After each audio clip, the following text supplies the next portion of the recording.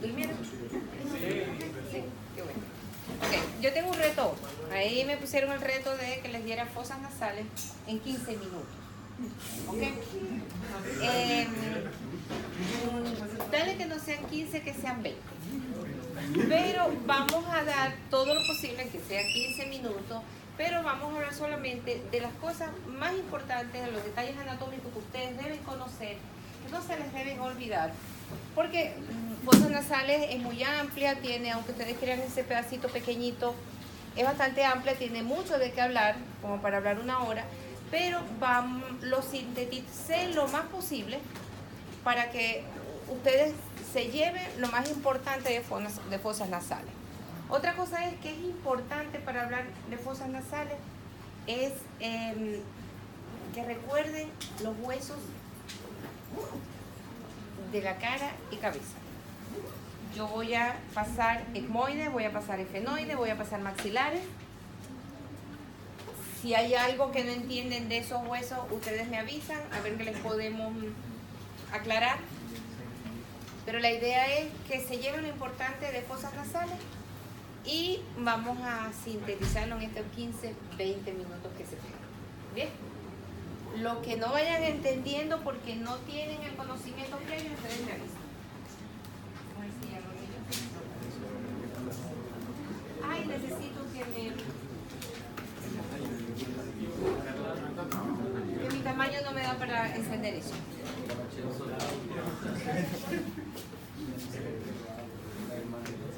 Gracias.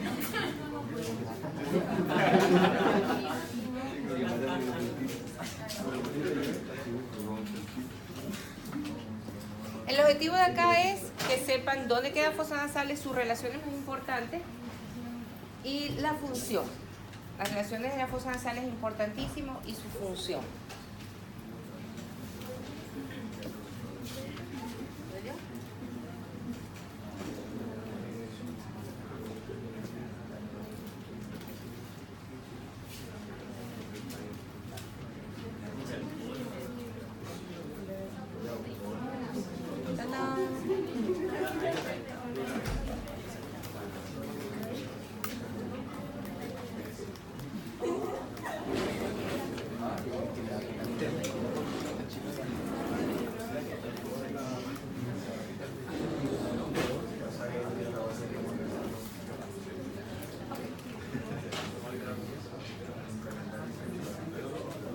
Para hablar de fosas nasales, no podemos hablar de fosas nasales sin hablar de nariz.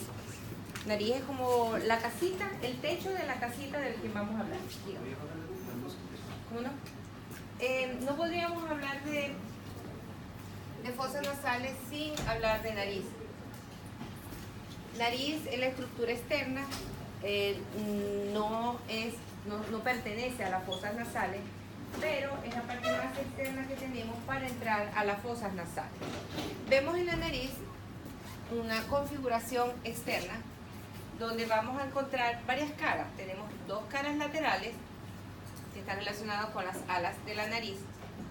Una cara posterior, que es la que mira, o dorsal, que es la que mira hacia las fosas nasales. Tiene los bordes laterales y los bordes laterales van a llevar el nombre de acuerdo a las estructuras anatómicas que tienen alrededor. Así como los que estaban conmigo ayer, que yo les decía, hey, son los vecinos. La relación es con los vecinos, los nombres van con los vecinos, las estructuras que tienen alrededor. Pues bien, aquí es igual. El surco nasopalpebral en la parte superior en relación con los párpados, el surco nasogeniano con las mejillas y el surco nasolabial con el labio superior. Tenemos un borde anterior, que es el dorso nasal, un vértice, que es la raíz, y la base, que está en relación con el subtabique y las ventanas nasales. Esa es la configuración externa. En su estructura anatómica ya vamos a ver que está formada por cartílagos. La nariz es formada por cartílagos. Los huesos pertenecen a fosas nasales. Los cartílagos que vamos a encontrar en la nariz son los cartílagos laterales, los cartílagos del ala de la nariz, que tienen una porción lateral y una porción medial que va a formar el subtabique, los cartílagos accesorios y el cartílago sectal. ¿Dónde se coloca el cartílago sectal? En esta zona. De aquí va a bajar y va a formar parte del septum o pared interna de las fosas nasales. Entonces tenemos los cartílagos laterales, los alares, los accesorios y el septal. Esta es la estructura anatómica de la nariz. La relación inmediata de la nariz con las fosas nasales es esta, la entrada. En las ventanas nasales vamos a conseguir primero el vestíbulo nasal, que está formado por piel que viene de la cara, y cuando está entrando la mucosa nasal va a presentar una transformación y se va a convertir en mucosa a nivel de esta zona, que es el limen nasi o válvula nasal, que a partir de allí es donde comienza las fosas nasales, mucosa respiratoria. La ubicación de las fosas nasales, fíjense que está en todo el centro de la cara, va a estar ubicado entre las dos cavidades orbitarias, entre los dos huesos maxilares, su relación inmediata con los senos maxilares.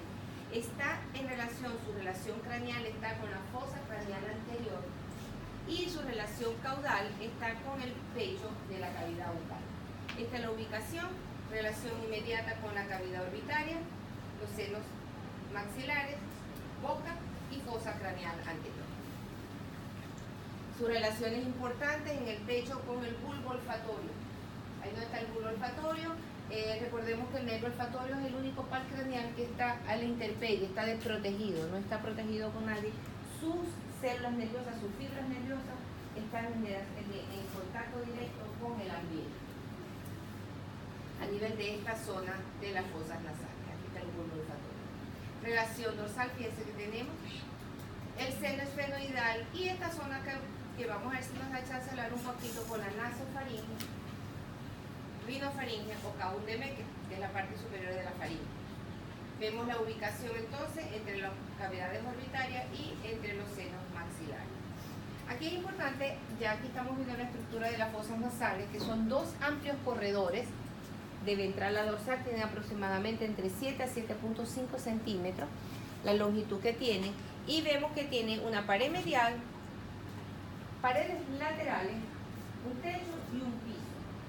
En las paredes laterales se caracteriza por las conchas, cornetes o turbinas, que están localizadas en esta zona, y que lo que es el superior y el medio van a pertenecer a las masas laterales del móvil.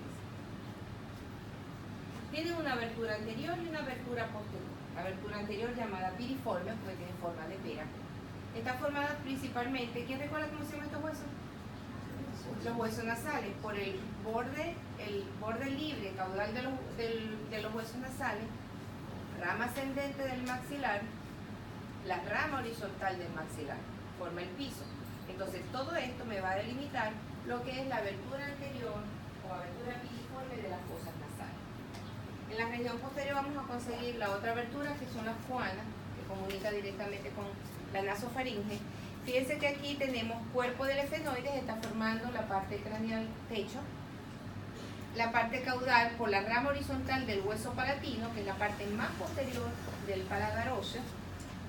Lateralmente está el ala interna de los procesos pterigoides, y en el centro, dividiendo los dos corredores nasales, vamos a encontrar el vómer, que se está ubicando el vómer en la parte posterior entre el esmoide y el cartílago sectal. Fíjense en la pared medial.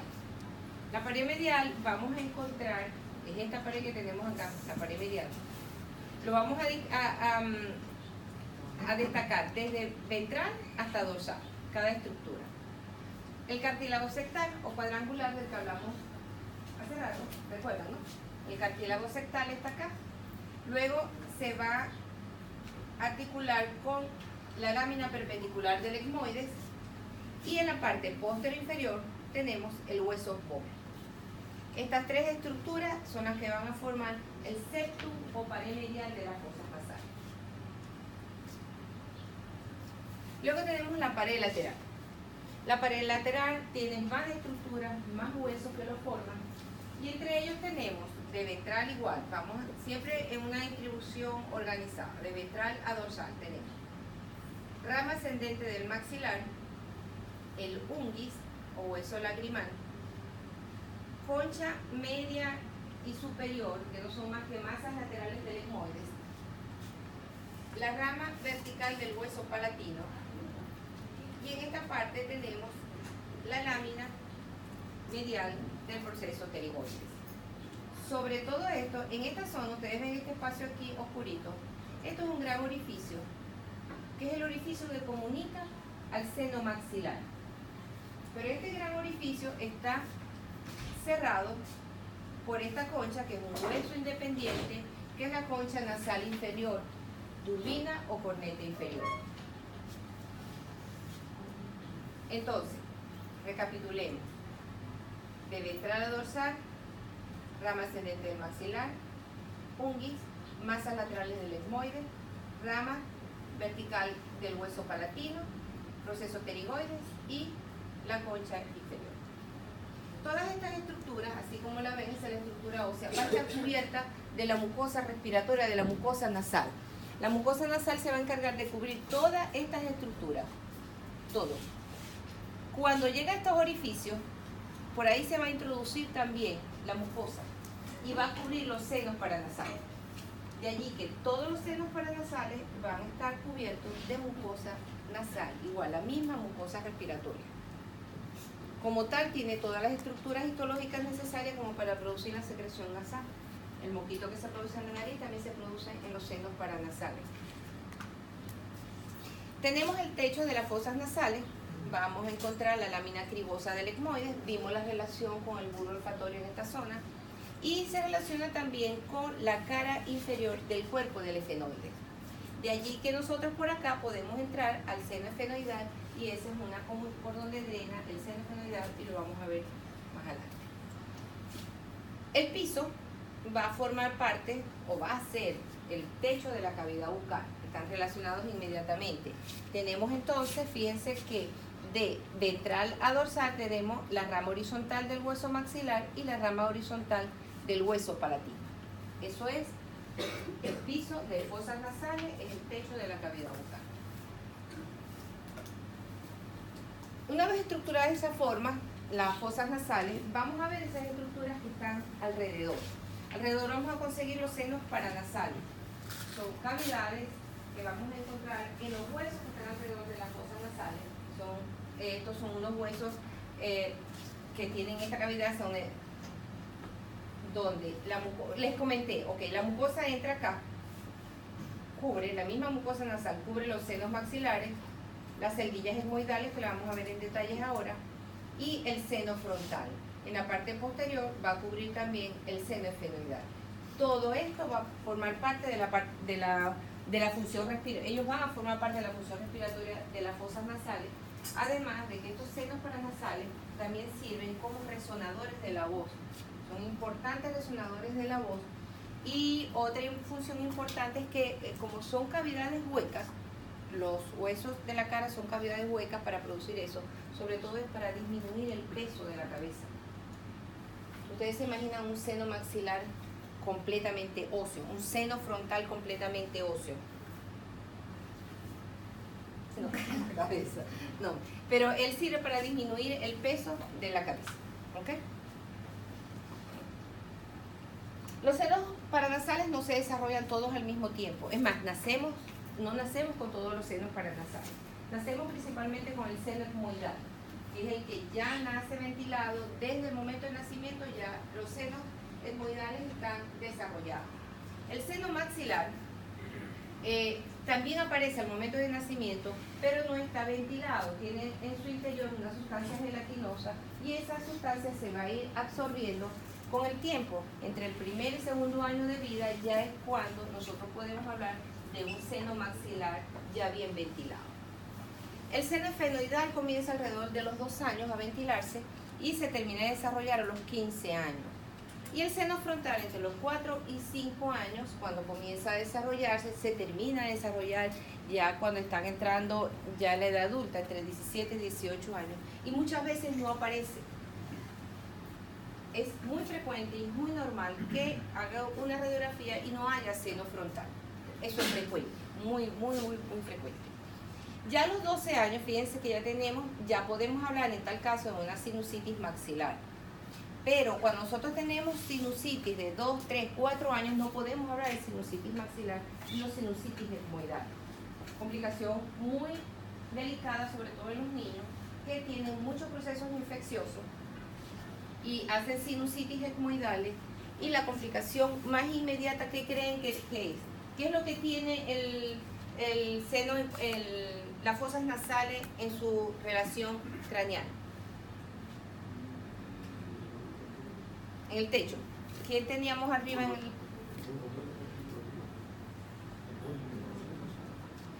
Ajá, el lóbulo frontal, la fosa craneal anterior. Y lateral, cuando ubicamos las fosas nasales que tenía lateral en la parte superior, la cavidad orbitaria. Sinusitis etmoidal, los senos etmoidales están situados exactamente medial a la cavidad orbitaria y debajo de la fosa craneal anterior. Quiere decir que un proceso infeccioso en esta zona en un niño de 2 años puede perder el nervio óptico, porque puede hacer una celulitis periorbital o puede tener una meningitis. ¿Ok? Entonces, concluyendo, 12 años se desarrolla el seno etmoidal y maxilar por completo.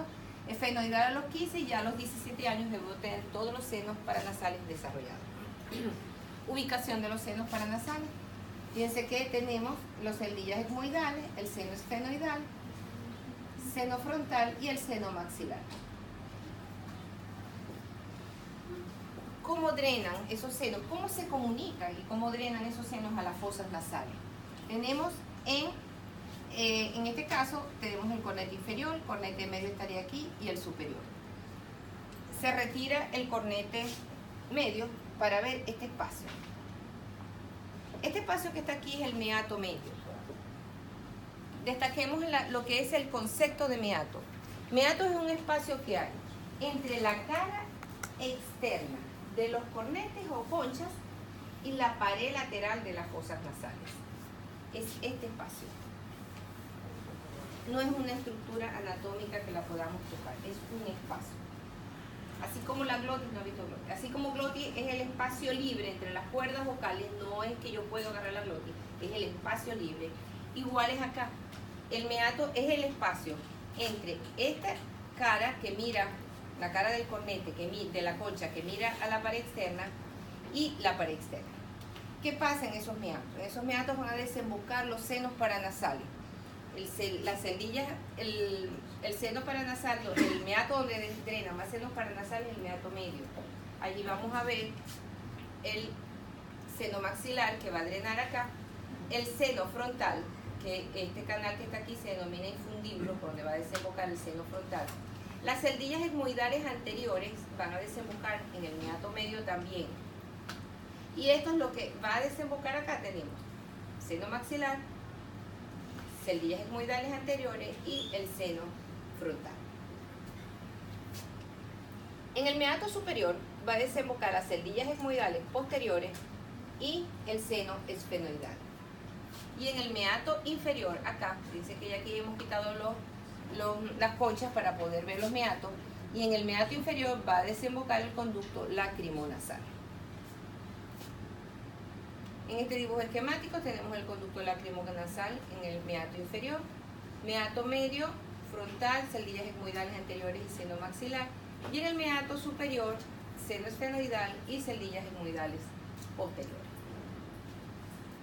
La vascularización de las fosas nasales. La fosa nasal es una estructura muy vascularizada, va a tener vascularización tanto de la carótida interna como de la carótida externa. La carótida externa a través de su rama maxilar superior. ¿Cuál es la rama terminal de la maxilar superior? ¿Te recuerdas? Es eso, lo vimos en el laboratorio. ¿Cuál? La esfenopalatina. Esta arteria esfenopalatina va a entrar por el agujero esfenopalatino, acá. Y ella se va a distribuir en toda lo que es pared externa, piso, y se va a distribuir también en la pared interna de las fosas nasales. Es la que más vasculariza las fosas nasales. Pero también tenemos esta acá, que es una de las ramas de la arteria carótida interna, la rama oftálmica, que da estas ramas que son las arterias etmoidales, anteriores y posteriores. Estas arterias etmoidales bajan por el techo y se van a distribuir en el septum nasal. ¿Qué pasa acá en el septum? Que en esta zona anterior, en el tercio anterior de las fosas nasales, tenemos las ramas de la arteria esfenopalatina y ramas a su vez de la carótida externa, y las ramas etmoidales que vienen de la carótida interna. Y se van a anastomosar y van a formar un gran plexo aquí. Ese es el plexo de Keysebars o área vascular de las fosas nasales. Este es el sitio que son las epistasis más frecuentes. Y el 80% de los sangrados nasales, las epistasis, son ocasionadas por acá. Por la anastomosis que hay de toda esta vascularización de las fosas nasales en el tercio anterior del septo. Las epistasis posteriores, que son cuando sangra la esfenopalatina, son menos frecuentes, son más severas, son más graves y son las que se dan sobre todo en los pacientes hipertensos. La fisiología nasal. Nosotros no respiramos por las dos fosas nasales al mismo tiempo. Nosotros respiramos 6 u 8 horas por una fosa nasal y 6 u 8 horas por la otra fosa nasal. Eso se basa en un ciclo alterno que es para nosotros inconsciente. No nos damos cuenta. ¿Por qué se produce esto? Porque cuando se produce la fosa nasal, por ejemplo, va a entrar en función la fosa nasal derecha, los cornetes, las conchas, sobre todo la concha inferior, aumenta de tamaño. Estas conchas son tejido cavernoso muy vascularizados y cuando comienza el proceso de respiración se dilatan los vasos, aumenta de tamaño y por supuesto aumenta de tamaño el cuerpo y eso va a hacer que cuando el aire entre por allí lo vamos a calentar.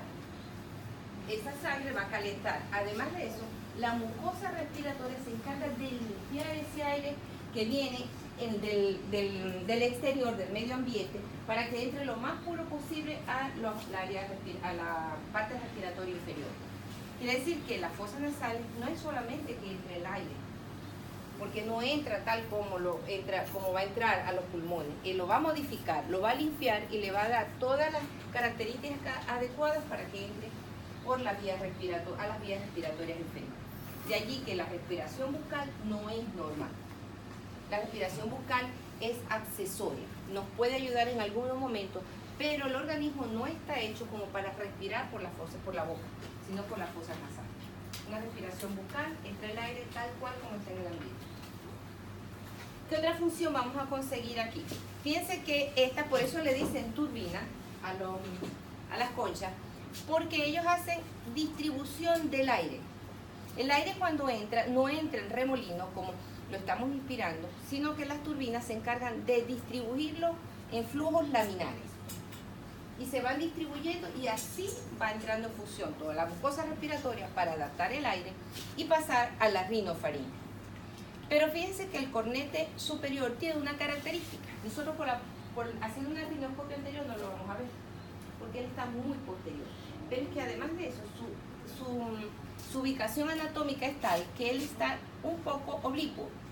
Cosa de que el aire cuando llegue aquí, en la parte superior, aquí haga como especie de remolino. Aquí se dice remolino. ¿Sí?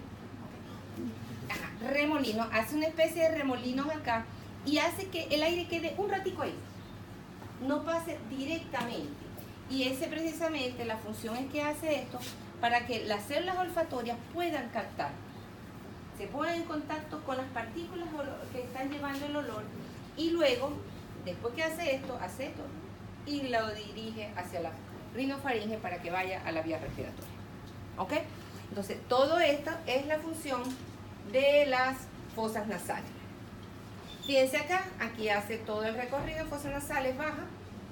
En esta zona esta es la rinofaringe. Aquí está el orificio faringeo de la tuba auditiva. Aquí estarían ubicadas el tejido amigdalino faringeo o adenoides, estarían ubicados en esta zona. Por eso que cuando crecen las adenoides obstruyen aquí y no dejan respirar, porque están ubicadas en esta zona.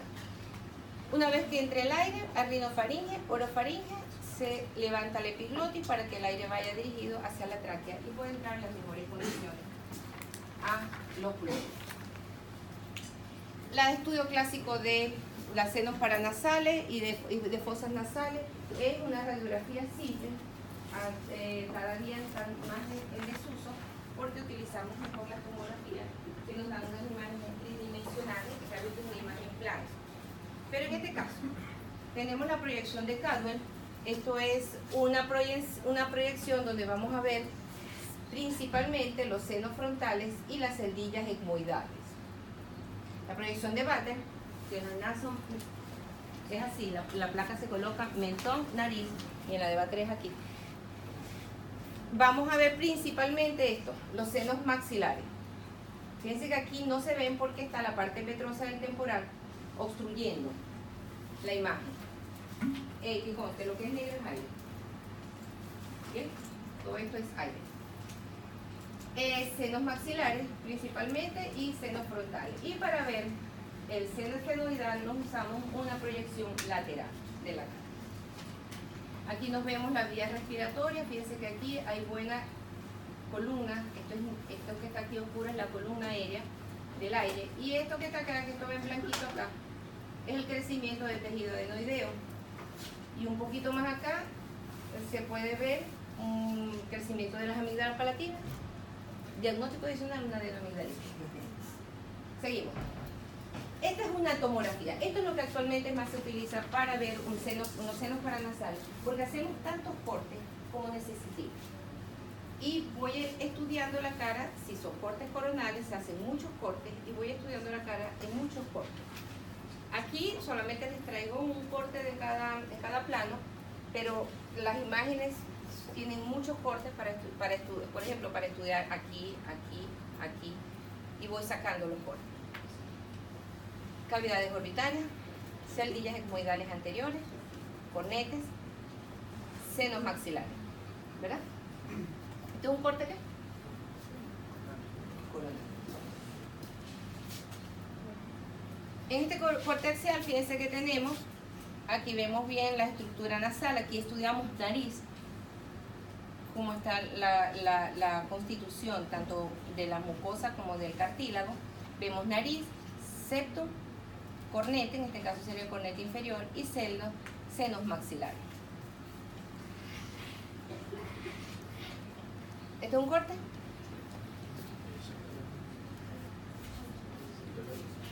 ¿Corte? Medial transversal, no es tanto medial, puede ser paramedial. Seno frontal. Las celdillas etmoidales anteriores, como la veíamos en la imagen, ¿verdad? Estas son las anteriores, medias y posteriores. Si hacemos un corte más medial, vamos a conseguir el seno esfenoidal. Entonces, estas son las estructuras, estos son los estudios que se utilizan principalmente. Fíjense que aquí se ve muy bien el velo del paladar y el epiglotis. Se ven, estos son los cortes y los estudios que más se están utilizando actualmente, porque resonancia no sirve para senos paranasales, porque resonancia es más que todo para tejido óseo, para tejido blando, perdón. Y a menos que estemos pensando en una tumoración, pedimos eso. Pero de por sí, senos paranasales, nariz, fosas nasales, tomografía computarizada. Podemos conseguir cosas como esta. Ya vimos una imagen normal. Por supuesto, vamos a ver que esto no es normal, ¿verdad? Y esto tampoco. Es una sinusitis importante con un pólipo que ocupa todo el corredor nasal derecho. Aquí tenemos un poco, el asunto no se ve muy bien la imagen, pero aquí se vería una hipertrofia de cornetes muy importante, no se ve bien la imagen, elástico, y un engrosamiento del seno para comenzándose a formar una sinusitis. Conseguimos tumoraciones como esta, donde destruían la pared ósea. Fíjense que esta cavidad orbitaria destruyó la pared ósea. En la tumoración en esfenoides, como invade fosa craneal y invade también cavidad orbitaria. Lesiones benignas como esta, esto es un quiste maxilar, que no es más que moco acumulado en los senos paranasales, en los senos maxilares. Y este, que a pesar de ser un quiste benigno, se comporta como un maligno porque destruye fíjense cómo ha destruido todas las paredes, tanto del hueso maxilar como del piso de la órbita y de fosas nasales. Esto es un quiste aneurismático benigno, pero de comportamiento maligno. ¿Cumplí con el tiempo? Me pasé.